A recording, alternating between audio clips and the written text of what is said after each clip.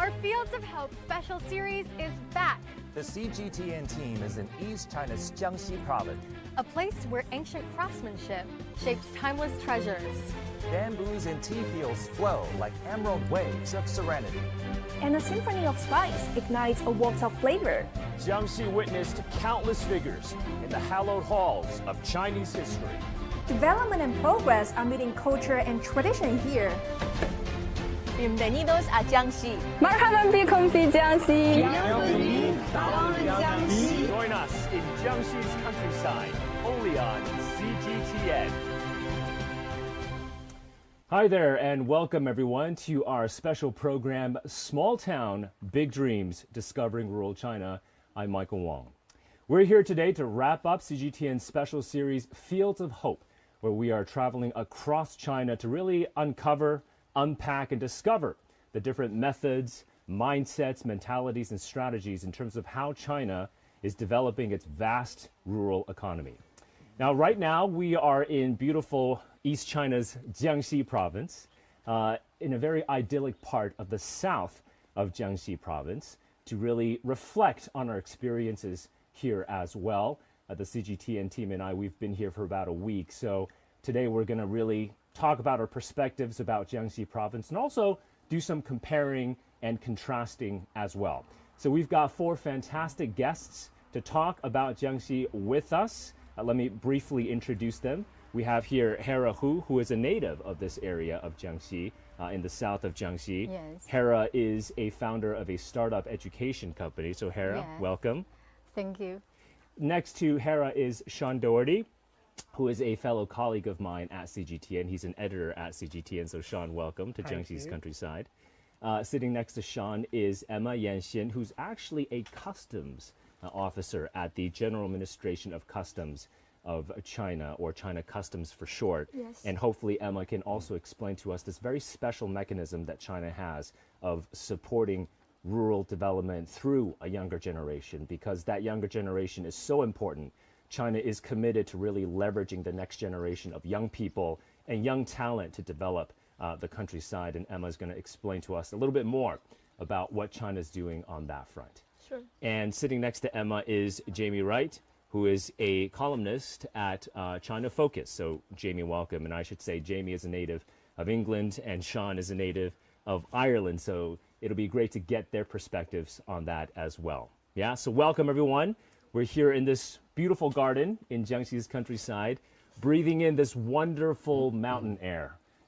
If you can see, there's a little bit of a drizzle around us right now, just the right amount of rain, I would say. And this mountain air, this mountain breeze is so good for a conversation. Yes. Yeah. So Hera, let me start with you because you're a native of this area. Yeah. And if you could just explain to our overall, to our overseas audience, overall, your life in Jiangxi, perhaps. Yeah. Talk to us a little bit more about that. Okay. Yeah. And my hometown is Xiniu town, you know. Mm-hmm. And it's about 70 kilometers away from here. Yeah. Yeah. And I'm a native, I'm a Hakka person. Mm-hmm. Yeah. You're Hakka Chinese? Okay. Yes, Hakka Chinese. So, Hakka foods, Hakka dialects, I have learned two Hakka dialects and Hakka folk songs.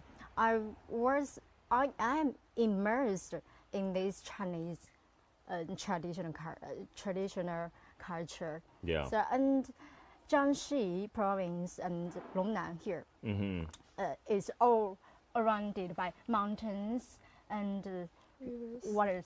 Waters. Yes, right. It's so beautiful. Yeah. So, and I often have some interesting things in rural life. For example, we put up a tent in the forest that haven't been explored before, you know. Yeah. And in 2020, yes, it is the COVID-19 was spreading serious in the rest of the world, but not here. Yes, not in Longnan, not in Ganzhou, right? So I think it's a wonderful place. Yeah.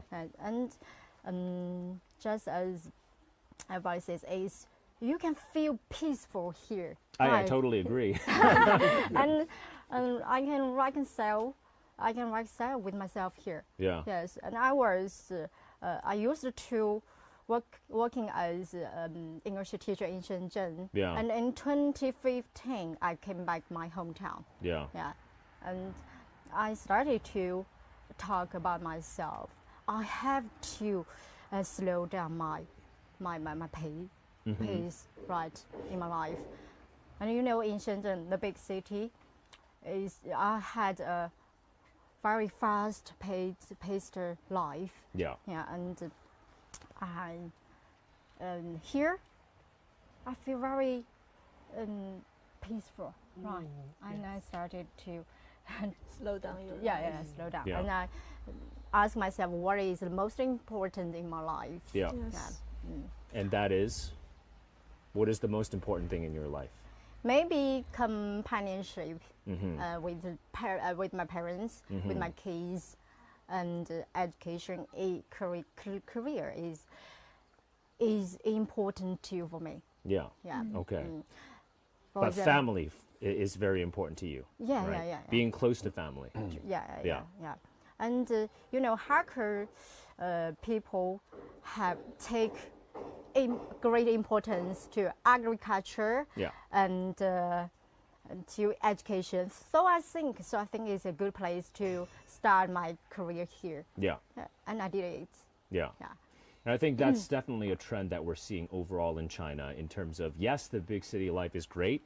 Yes. Some people like that fast pace, but I think you're definitely seeing increasingly more and more people wanting either that countryside experience or coming maybe to a more rural part of right. China. Yeah, and that yeah, helps right. with development Yeah, of the we are countryside. right? we are living in a heavy pressure century, right? Yeah. So I think the modern people can release their learning stress, their working stress Yeah. in this place, in rural life. Yeah. You know, I mean- so in the entire UK remains the pastoral scenery, right? Yes, Yes. yes. I think you have the same feeling, right? Yes, absolutely. It's about maintaining a balance between what is very urban and what is very rural, Yeah. and ensuring harmony between both. Yeah. And you first. No, go for it. Go for it, Hera. And I often take my kids to do some labor education. Yes, labor education. Okay. Yes, You mean like for- working in the fields, maybe? Yeah, Being yeah. closer with nature, Great. right? Yeah. I mean, that's important. I think it's more important than just staying at home every day, looking at your phone, playing on the phone, or playing video games, right? Sure. Actually going into the fields and just playing around, doing some field work, doing some farm work, I think that's very good for the soul, for the mind, Yes, right? And for the body overall. And picking strawberries. Picking strawberries, yeah. Yes, and feeding cows, milk cows. Feeding cows. I mean, I remember, catching insects when I was younger as well. It just seems like a different generation, right? Because, I don't know, when I was younger, I loved going outside to the backyard, going into the forest and just playing around with insects, bugs, catching them, Yes. So anyway, before we get to the further discussions, I just want to quickly remind our audience, the Hakka Chinese are a group of Chinese people that migrated from the north and central parts of China towards the south of China a long time ago. I mean, as early as 1700 years ago, Yes. and successively in waves and groups. Yes. And we actually have on display some traditional Hakka food right here, if you guys can see. So what are these, Hera? This is the seeds of watermelon. We call Watermelon it seeds. guazi. Guazi, Yes, okay, guazi, okay. It's in Chinese. Yeah. And So this is how are these made? Are these roasted? Are these fried first? or- fried, yes, fried in first. pot. Okay. Yes. They're a little bit salty, if I might add. So fried watermelon seeds, very good for a little snack. And what are these called in Chinese, first of all? This mi gao, right? Yes. Migao, Mi right? gao, So it's a yes. rice cake of some Yes, kind. Yes, It's yes. made of rice. Yeah. Rice powder. Rice cereal, powder. cereals. Yes. So you make the rice, you steam it, and then you crush it, and then you fry it. Fry. And this right here, this we've been having for quite a few days. This is quite a traditional Hakka food. It's a Hakka Hakka food. staple, right? Yes, Hui yes. shui Hui ban shui ban. is what it's called. So this is basically a sticky rice cake. And the farmers, I believe, before when they went into the fields having some sticky rice, it really fills you up. Really Yes. fills you up. So if you're out in the fields working the whole day, you don't need to bring a lot of rice because it might spoil. You just take some of that, eat some of that, and it could last you for a whole day. Okay, these are all delicious foods. I've droned on far too long. Sean, I want to come to you because you've been in Jiangxi for a few days as well. This is your first time, This right? is my first time. In Jiangxi. Talk to us about what you've seen, what you've observed. What are your thoughts on rural Jiangxi? It's been wonderful. It's Yeah. been wonderful visiting this region, experiencing the local culture, seeing the culture of ethnic minorities in this country, how they work and live together in harmony, and experiencing and understanding a little bit more of the history of this region. Yeah, It's been wonderful. fantastic. And it's in following on from your point, what I've taken a great appreciation of is the cultural emphasis on balance between living with nature and the influences of nature in Hakka culture. Mountains, water, the balance of these, how they influence the homes. It's wonderful. Yeah. What about the food here, Sean? Are you okay with the food? It's okay. It's okay. It's okay. Spicy food. It's a little bit spicy, but Yeah. the wonderful thing about the food here is it's spicy, but it doesn't mask the original flavor of the ingredients. Yeah. Yeah. So you feel that you get a little bit of spice, but it isn't too spicy. Yeah. It enhances the flavor, Enhances I would the say. flavor, Right? So if you like spicy food, Jiangxi is the place to be. I think right? so. Spicy I food. think so. Yes. I think Yeah. so. Sean, but you're also from Ireland, and if I remember correctly, you also grew up in the Irish countryside Yes. as well, right? Let's do some comparing and contrasting. What kind of similarities, maybe, what kind of differences do you see between the Irish countryside and the Chinese countryside? Well, you wouldn't get paddy fields in the Irish countryside, I'm or afraid. bamboo forests. Or bamboo forests. Yeah. But in terms of the greenery, there Yeah. is such a vibrancy of greenery as you can see around us, and I've been able to see in the last few days. Yeah. So wonderful scenery, sweeping landscapes, high mountains, Yeah. very similar to where I grew up in the west of Ireland. Yeah. So, but the landscapes are very, very similar. The housing may be a little bit different in terms of its design and style, Yeah. but very similar in that way. And I think what's wonderful in the last few days, we've been able to look at many paintings in smaller local villages Right. that highlight or show the local culture, show Hakka culture or other minority cultures, which I think is brilliant. Yeah. You can walk around and people are very proud of it and you can feel it. Yeah. And in relation to other similarities, today we've got a little bit of rain, so Yeah. I'm very comfortable with the rain. Yeah. I'm sure Jamie is as well, right? In terms Yeah, of being used to the rain. Yeah. But in terms of, there's a greater sense of similarity than there Yeah. is difference. Yeah. And That's good, yeah. the food is quite different, but it's wonderful. Yeah. Good. So- That love, that appreciation for nature and heritage and local culture and traditions and Absolutely. customs. Yeah. The preservation Yeah. of such is very important. Exactly. Because we were at a ethnic minority group, right? The Shua village, Sure. which is one of the 56 ethnic minorities that you can find here in China. And they're here in this part of southern Jiangxi as well. And we got to do some bamboo dancing. Oh, That was fantastic. you were very Bamboo good. dancing. You were very You good. were, look, come on. Sean, you've got those Irish genes. You can really dance, right? And I just have to say, it really does wake you up better than coffee, right? You do a little bamboo dancing in the morning, works like magic, I feel. Emma, let me come to you because, again, you're a customs officer, Yes, actually. yes. But you're working in the countryside, and I just want to get you to explain to our overseas audience how this mechanism works, right? Because you're Generation Z. Yes. You're very young, actually.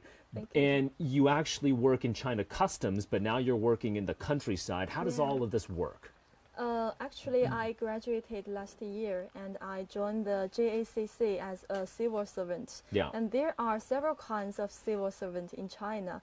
And for this kind, we need to go to the rural China and to learn how does the rural revitalization goes now. Yeah. And I was dispatched here from January this year, and I will stay here for 2 years. During the first year, I will work in a village, and during the second year, I will work for the government here. Wow. Yes. Okay. Yes. So how are you finding life here in the village? Because you studied in Beijing, Yes. right, at one of China's top academic institutions. Yes.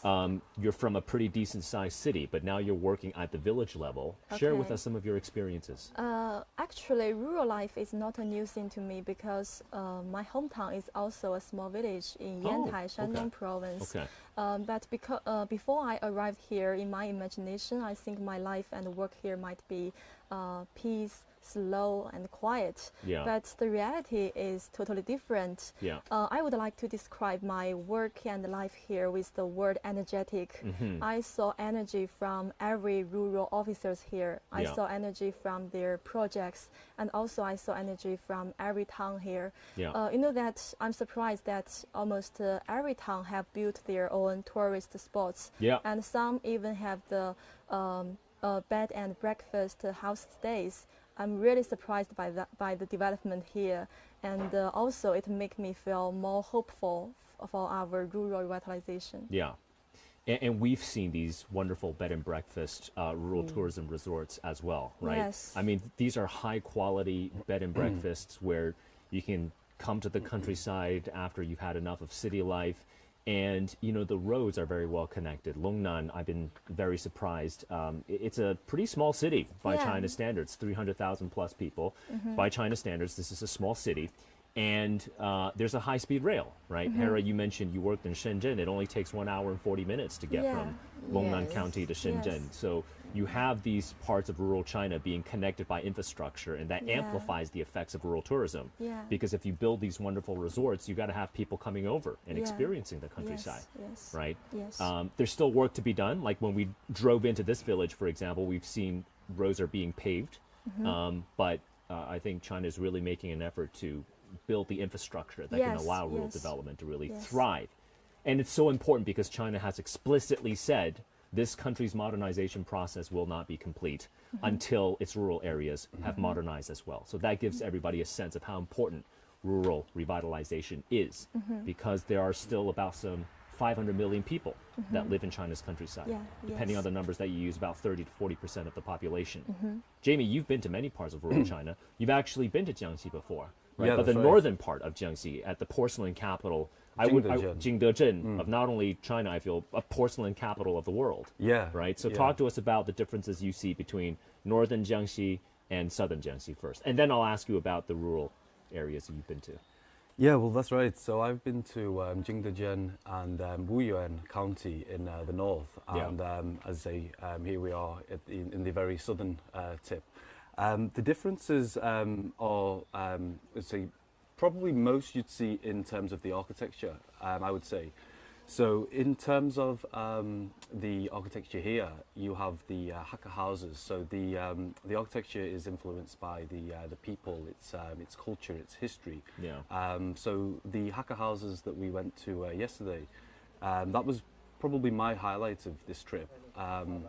So you have these incredible structures where defensive structures.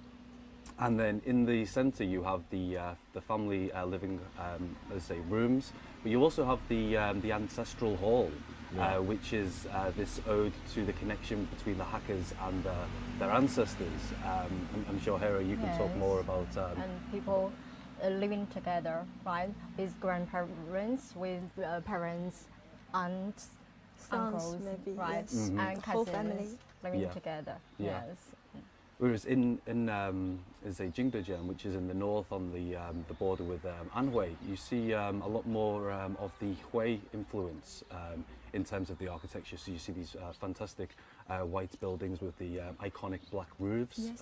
So I'd say the architecture is mainly a difference between the two.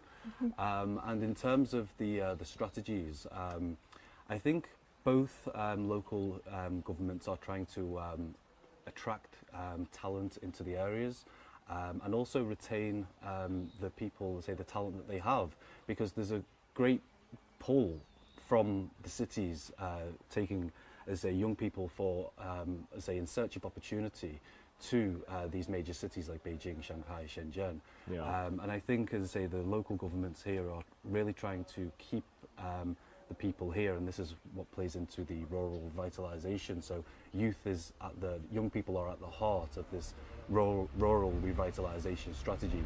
Yeah. And I'd say the major difference between the two is in Jingdezhen and Wuyuan County, they're creating model tourist villages. So they're relying heavily on the tourism market. Whereas here, you also see that in the homestays, the B&Bs. But I think there's some quite unique policies here in terms of attracting capital from the cities. So I was speaking with the owner of this garden we're sitting in here, and he told me that the price of this space that we're sitting in for 1 year is probably less than the average rent you would pay in Beijing for 1 month.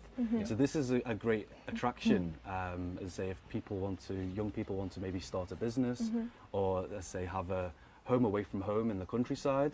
So this attracts lots of people to these smaller rural areas. Yeah. Yes, I mean, we were having this conversation earlier, Jamie, right? In terms of, I always view China's countryside as full of opportunities. You can really create, I think, these win-win opportunities that can empower local communities, but also find that market demand as well, right? I was asking a local government official, and he was telling me there weren't that many restrictions in terms of foreign direct investment into China's countryside. So like you were mentioning, if you have a good idea, if you want to open a bed and breakfast, if you want to do some interesting countryside experiences in China, I think the sky's the limit, right? Yeah. You do that in a sustainable manner, there are a lot of opportunities to explore in China's countryside. Yeah, absolutely. The geographies are different. For example, the northeast of China, northwest of China, towards the south, the east. If you have a good idea, China's countryside, I think, could be a good opportunity for you. Yes. But Jamie, overall, you haven't just been to Jiangxi's countryside. You've traveled around rural China. Yeah, that's right. What about those experiences? So I've been very fortunate with my work. I've been able to see lots of rural areas in China, from say Yunnan province, to Chongli, which was in the north, satellite city of the Beijing Winter Olympics, to say the western regions. So I've seen the developments. Now this was mostly pre-COVID. So the focus back then for the government was poverty alleviation. So I seen the first-hand experience of how this poverty alleviation is happening on the ground. So like with Emma, there was cadres sent into the rural villages in order to try to help. And I think now the focus has shifted towards rural revitalization. So now that China's essentially achieved its goal of poverty alleviation, it's now switched to this rural revitalization. So I can talk to the policies in terms of poverty alleviation mostly, but in terms of rural revitalization, I'm learning now as we go on trips like this. Yeah, absolutely. Rural revitalization going to be key in terms of consolidating China's efforts and achievements to really eradicate absolute poverty from this country, because you can increase job opportunities, you can boost incomes. We've seen examples here where perhaps the area before was a coal mine, developed not very sustainably, but now turned into a rural tourism site where people can have a great countryside experience, picking different kind of plants and vegetables and just bed and breakfast. So again, the different development models that we see here in China in the countryside in terms of boosting the economy. Emma, I want to come back to you in terms of the portfolio of responsibilities that you're responsible for, because, you know, working in the village, I feel you have to be responsible for so many different things.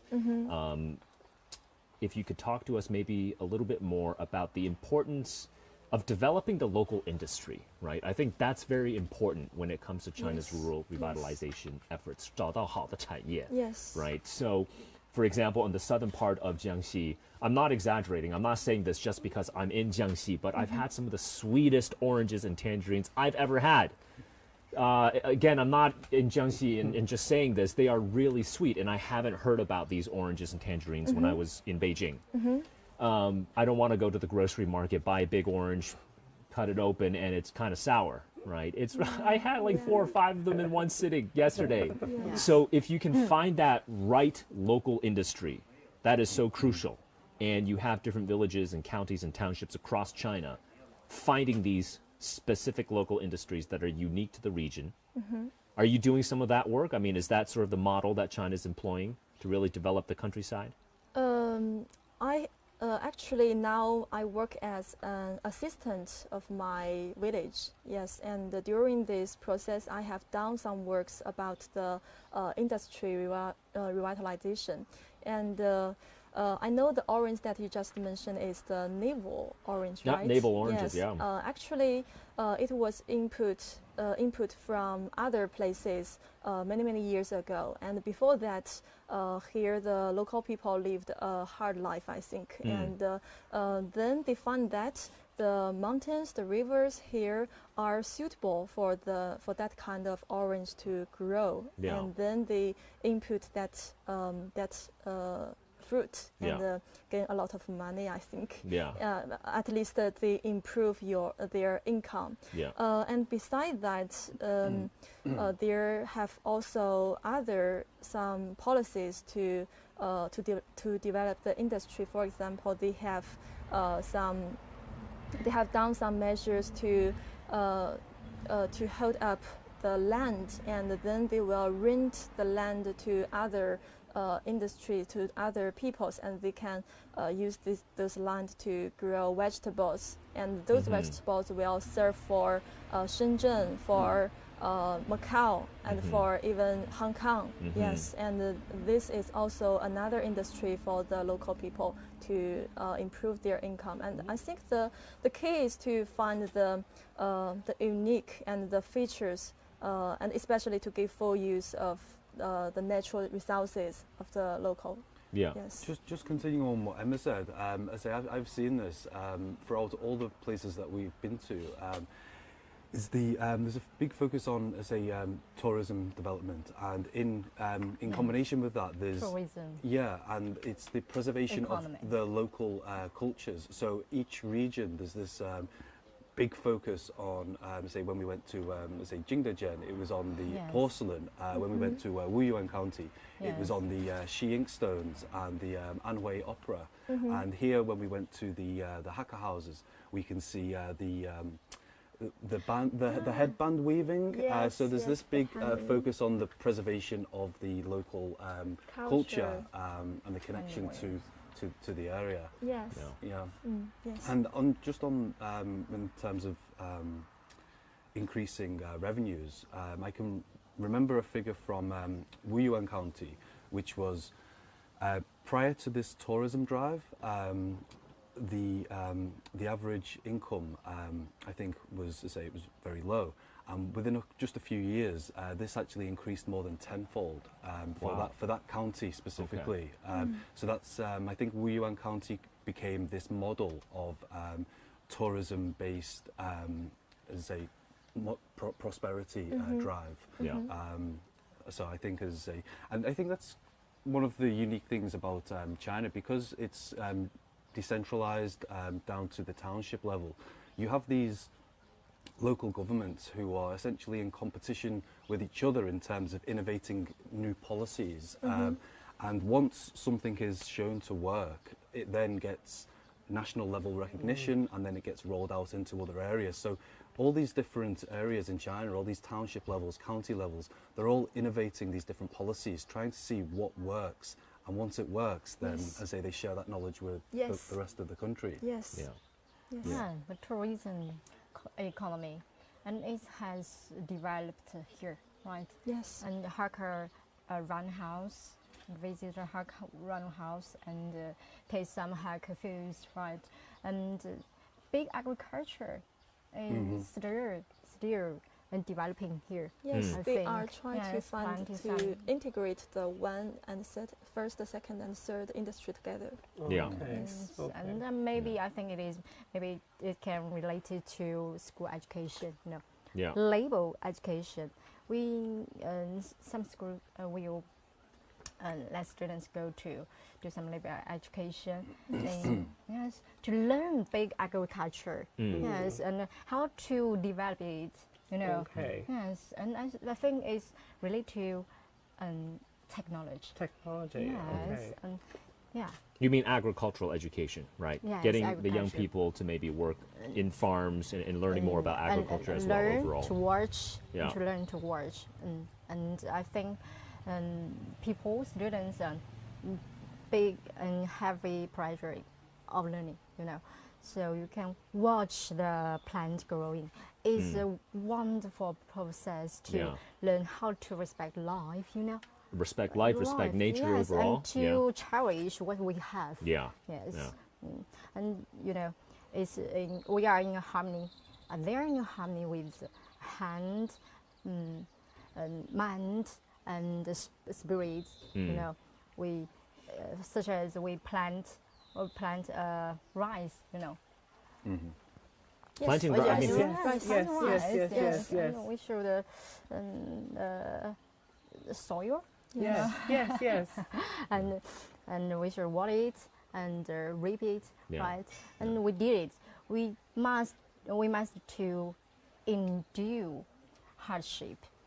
Yes, that students can learn. We need to cherish. Yes. You don't take anything for granted. Yeah. I think being here and looking at the hard work that many people do in this region, whether it's the individuals who are working in agriculture or the individuals who are working in the beautiful tea rooms that we're currently sitting in here now, or any of the other industries, small cottage up to large scale industries, they all work very, very hard, and it gives you an appreciation of what hard work is. Yes, and yes, maybe we can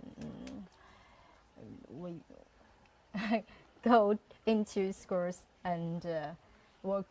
Enlighten younger people to show them this is what authentic life in rural areas is. Yeah. And I think what I also noted was, whether going to the ethnic minority villages or going to the Hakka style traditional home, it's all very well laid out as it stands now, with continuing improvements for the tourism sector. Yeah, with absolutely. many multilingual descriptions on many of the different elements, so that even if I didn't have a tour guide available, I would be able to walk around and maybe have an idea of what the different elements are, how they come together, and what they represent to local people. Yeah.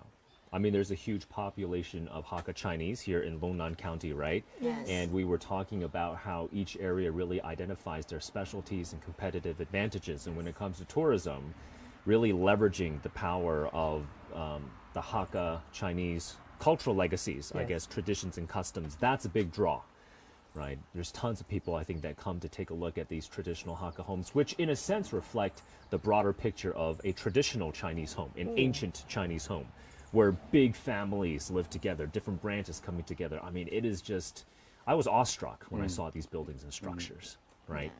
Hera, I want to ask you a little bit more about your education startup, if you could tell us a little bit more about that. And specifically, I'm interested in the maybe education gap that you see between rural China and urban China, and what you think we can do to maybe close that gap a little bit more, right? Because education is about opportunity. Education is about development. Yes.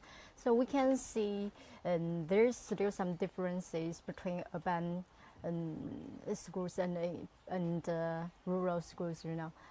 But some education facilities have been improved a lot, and teacher levels are higher. Courses are rich, you know, in countryside. So I think it's smaller and smaller, the gap. Yes.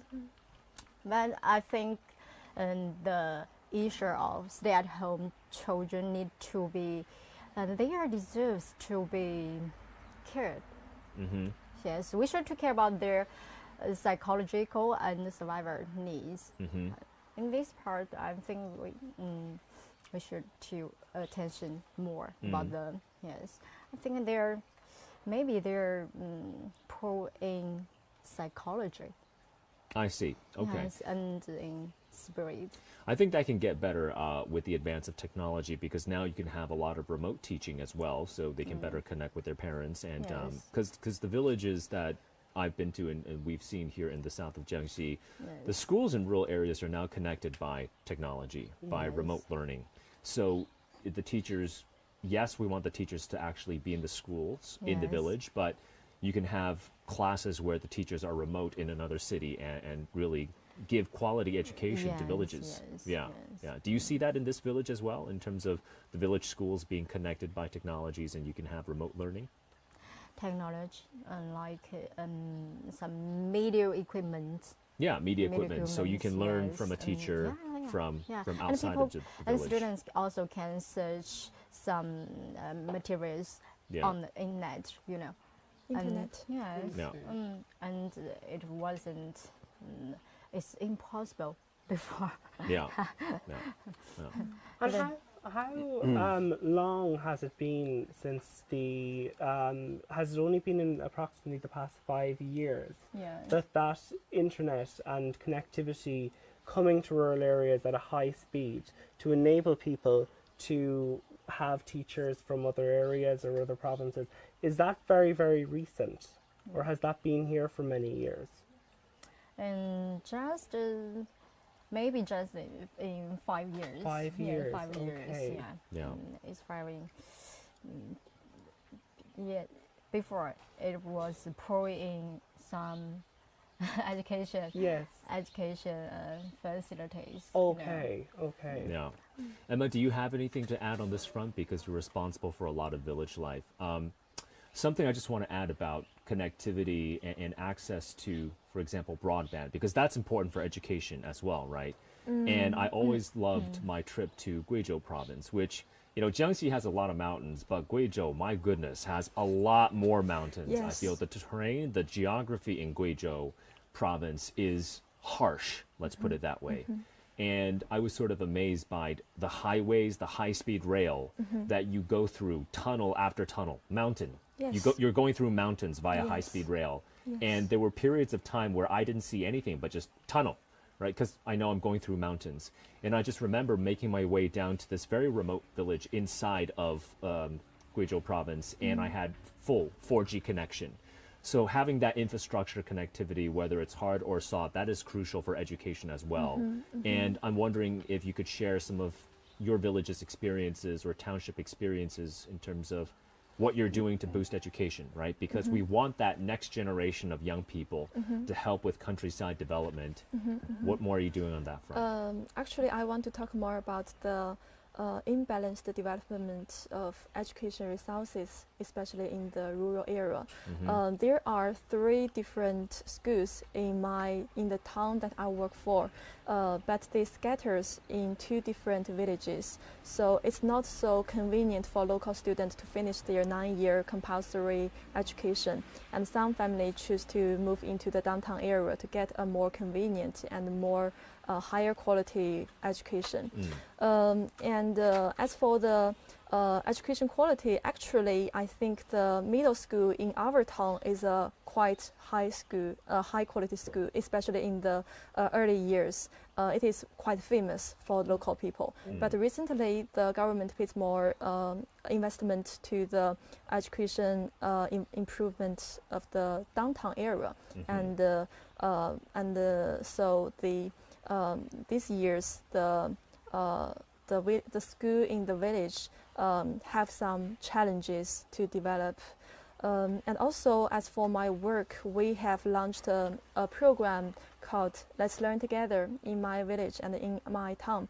We hold it every Saturday afternoon, and we will call some students who are interested in study or in reading, and we will have a small group to study and learn together.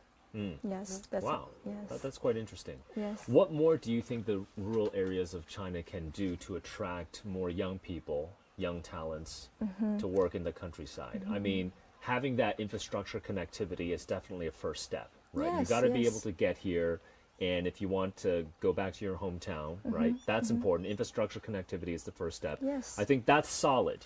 Yes. What else do the rural areas need to do? What do you think? What advice would you give to rural yes, leaders and yes. officials?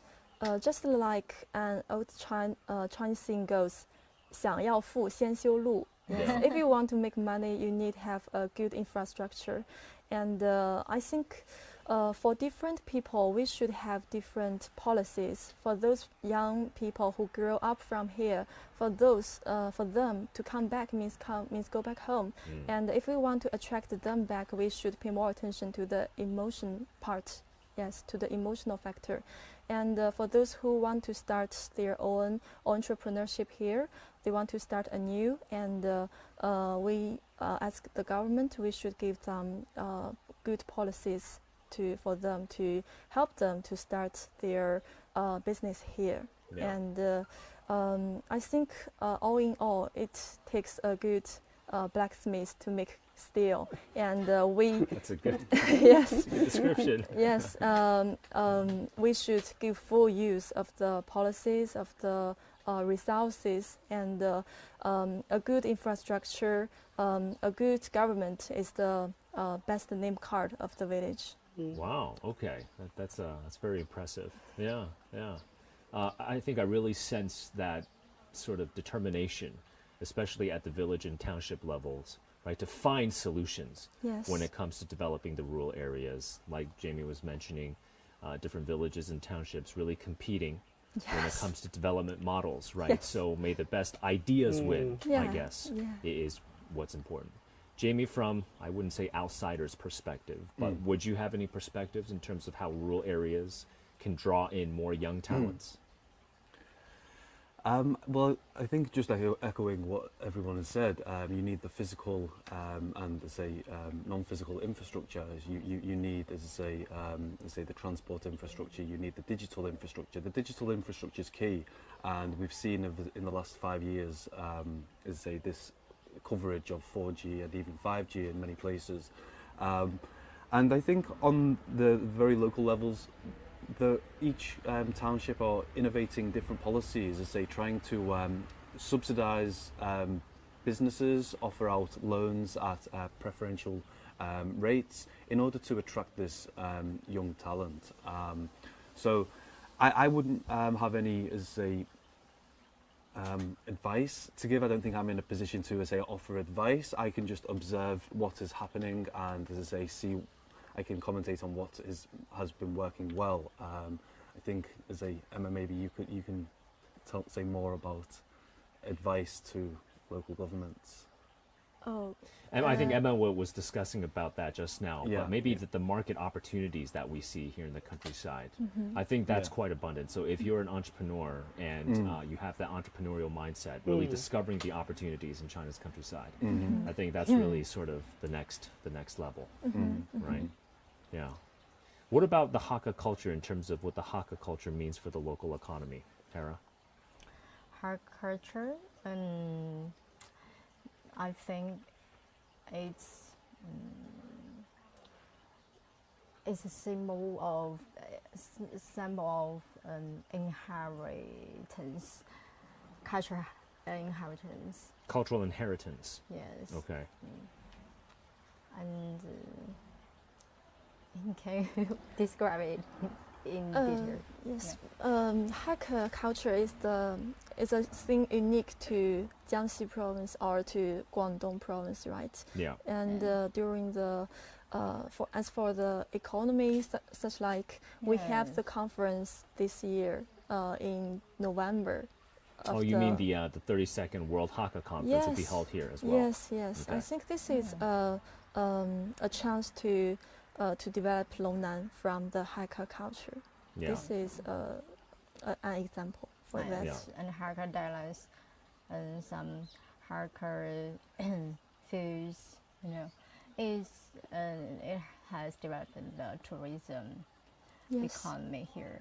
Yes, and Hakka people just come here from the northern part, and through this long journey, they have learned a lot. They have learned a lot of other culture from other people, and they become tough through this. Tough. Yes, So mentally more resilient, I Yes. guess. And Hakka people are not afraid of hardship, Yes. and they're determined to start well and do things well, and they go global and then come back to build hometown well. Yeah. They are more Yes.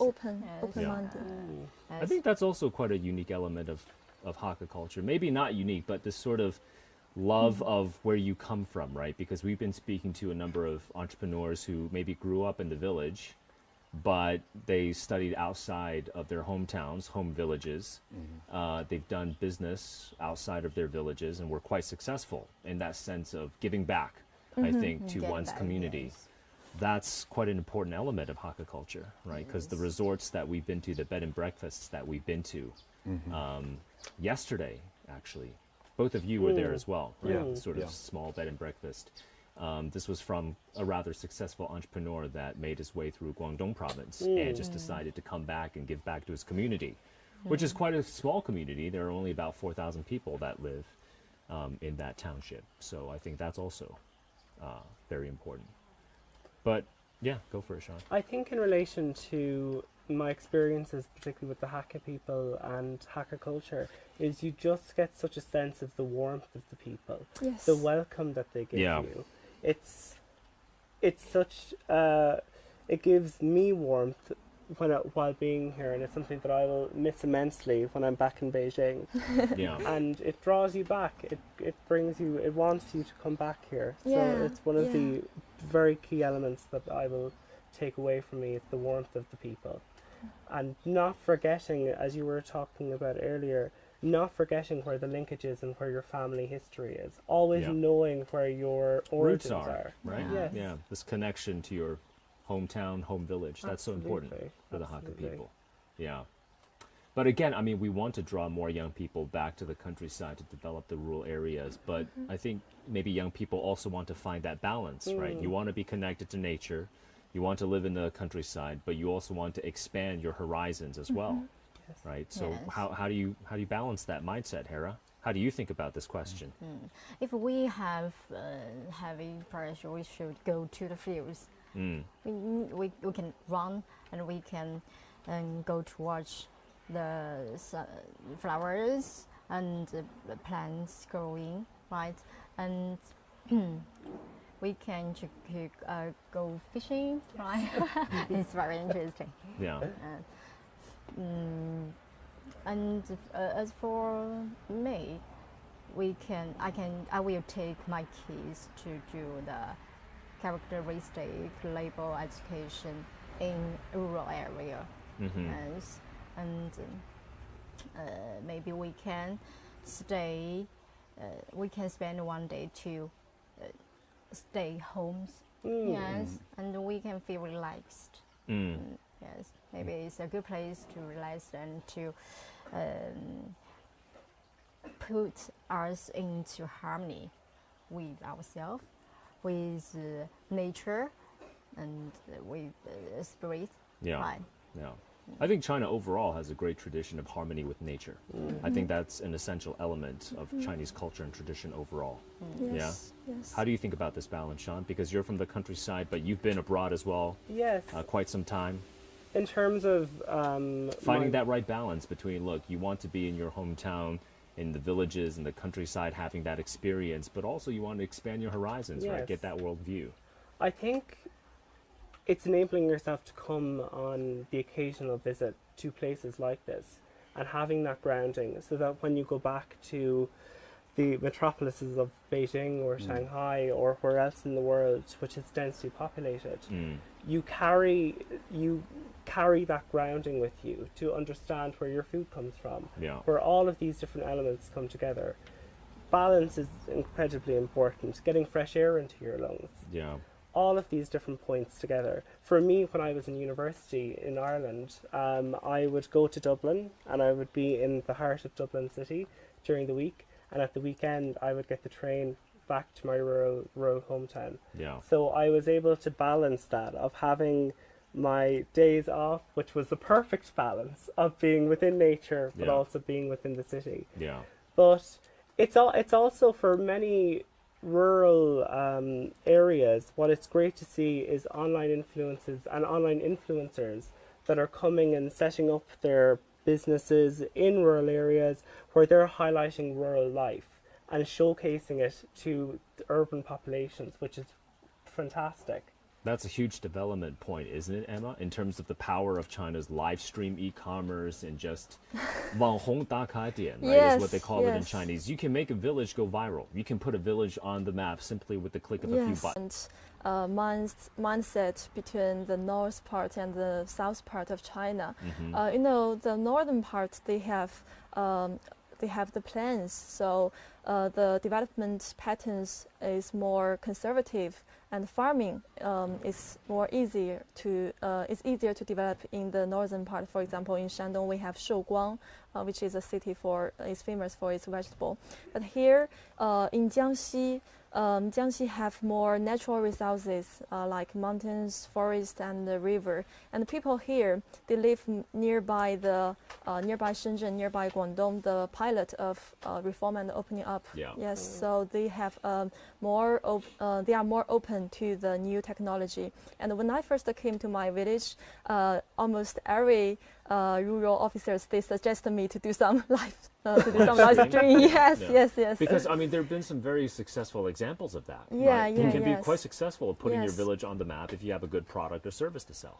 Yes, Yeah. and And? local people also done some live streamings to help them to sell the navel orange, to sell their wines, rice Yeah. wines. Yes, Yeah. a live stream have really helped them a lot. Yeah. Yeah. Are you doing more work on that front? I mean, are you helping the village officials get that started? Because this area has many selling points. I can think of a lot, right? Actually, before I arrived here, they have really done a success. Already? Yeah, they have Already. already done a successful industry. Yes. Yeah. So I just joined them, and maybe I can invite some. So, for example, invite some people from my school or from other applications. Yeah. Yes, you know, some young people, they use different applications, Yeah. which might be different from the local people who are older. Yes, Oh. yeah, maybe older people, they prefer Twitter, but we prefer another app named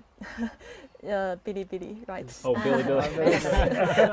Whatever platforms you use, right? I think Yes. as long as you make good content, that's going to be good. I mean, you're going to be here for 2 years, Yeah. Emma, and then once you go back to the city, I mean, that should be a totally different experience as well, right? Yeah, Because yes. are you going to miss the countryside after 2 years here? Sure.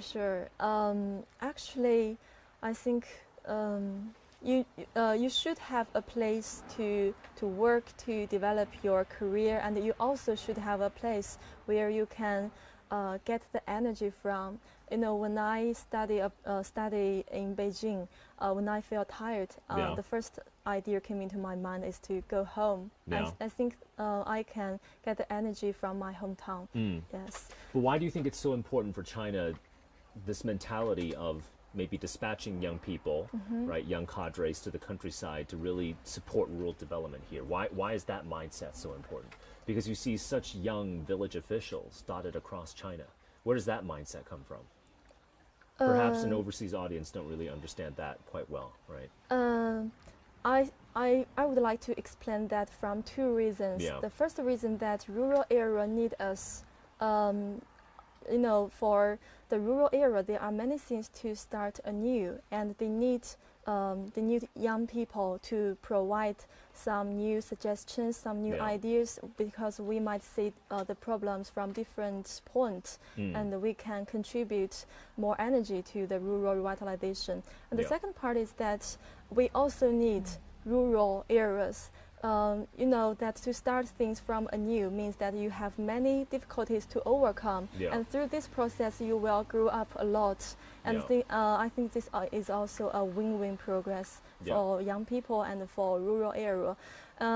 Rural area is just like it's still only also like a young people. It is also grow up, Yeah. and we are very pleased to join. To join the progress and grow up together. Yeah. Yeah. Just to follow on from what Emma said, it's one thing about attracting young people back to, say, the rural areas, but also like Emma's work, where you have young people coming into these areas with fresh ideas. Yeah. So That mentality. I seen in Yunnan. So it wasn't this e-commerce is huge in China, but obviously, say the older generation don't know how to use it. So you're having younger people coming into these areas, teaching, as I say, the older generation how they can do business, how they can make money from e-commerce. Yes, yes. We actually seen one school, let's say, in Yunnan, where there was live streaming classes, Yes, actually sure. teaching, say, the older generation how to use Yeah. Yes, social yes. media. I mean, is that a difficult job in terms of teaching the older generation how to use social, because I actually we see a lot of people, right, in the villages, maybe older, more senior, but they're also using smartphones and getting their message out. Actually, the rural officers here, they have already done some works on the e-commerce or live streaming.